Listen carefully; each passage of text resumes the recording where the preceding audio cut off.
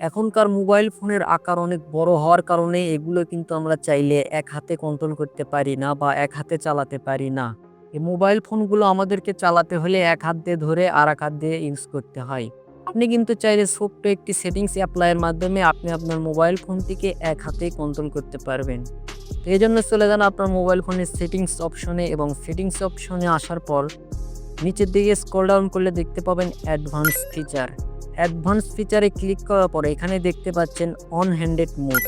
তো আপনি সর্বপ্রথম এটির ভেতরে ক্লিক করে এটিতে প্রবেশ করে অন হ্যান্ডেড মোড এই অপশনটিকে প্রথমে অন করে দিলে এখানে আপনি ২টি অপশন পাবেন। একটি হচ্ছে বাটন আর একটা হচ্ছে গেস্টার।